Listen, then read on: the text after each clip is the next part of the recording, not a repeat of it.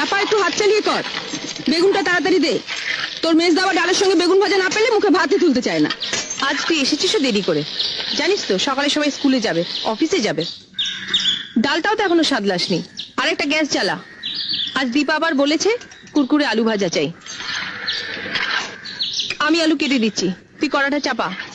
চাপা দি, ওর জন্য একটা মাছ ভাজা তুলে রেখেছ তো? না বাপু, ভুলে গেছি। বড় বৌদিও আজ আমাকে মনে করিয়ে দেয়নি। সব আমি ঝুলে দিয়ে দিয়েছি। অত তাড়া দিলে কি সব মনে থাকে? আর কটা দিন অপেক্ষা করো, পুজো আসছে। মা দুর্গার কাছ থেকে 8টা হাত আমি ধার চেয়ে নেব। উফ, তোমাদের বাড়িতে 10 হাত না হলে কাজ করা আমার সম্ভব হচ্ছে নি। সরো। হাজলামো করিস না চাপা, তাহলে তো রাবণের কাছ থেকে তোকে 9টা মাথাও ধার নিতে হয়। 10টা মাথা না হলে সকলের সব কথা মনে রাখবি কি করে? যা বলেছিস, এই বাড়িতে সবার আলাদা আলাদা অর্ডার, এক একজনের এক এক রকম জিভ। জীব নয় দিদি, বলো নোলা। তোমরাও তো এবারের মধ্যেই পড়ো বৌমা।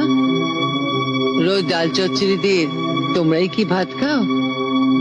ঝোল ঝাল ঝাল দিয়ে ছাড়া তো তোমাদের মুখেও ভাত ওঠে না। আর যাদের নোলা নিয়ে এত তোমরা হাসাহাসি করছো, তারা তোমাদেরই আপনজন। জয়া মা, তুমি আর দাঁড়িয়ে থেকো না, চঞ্চলের ভাতটা বেড়ে নাও। আর না হয় চঞ্চলকে আমি বলে দেবো মাছের ঝোল দিয়ে ভাত খেয়ে নিতে। যাও। রান্নাঘরে সবাই মিলে ঢুকলে ধাক্কাধাক্কি হবে, তাই দাদাদের খাবারটা বাড়া হয়ে যাক, তারপর না হয় ওর খাবারটা বেড়ে নেবো মা। কিন্তু আপিস তো সব একসঙ্গেই যাবে বৌমা। আপনার ছোট বউয়ের জন্য একটা আলাদা রান্নাঘর করে দিন মা, আমাদের সঙ্গে ধাক্কা ধাক্কি তোর কষ্ট হয়। আমি সে কথা বলিনি মেজদি। না তা বলনি, কিন্তু এর চাইতে বড় রান্নাঘর তো রাজা মহারাজাদের বাড়িতে হয় ভাই। ও কথা বলিসনি মেজো, ওর বাপের বাড়ির রান্নাঘর হয়তো সেই রকমই।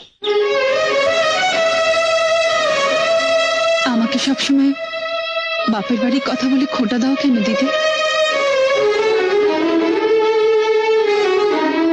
গরিব ঘরের মেয়ে বলে? তাতে কি, বিয়ের পর মেয়েদের পরিচয় তো আর বাপের বাড়ি দিয়ে হয় না, শ্বশুর বাড়ি দিয়েই হয়। আর শ্বশুর বাড়িতে সব বউদেরই সমান অধিকার, তাই না?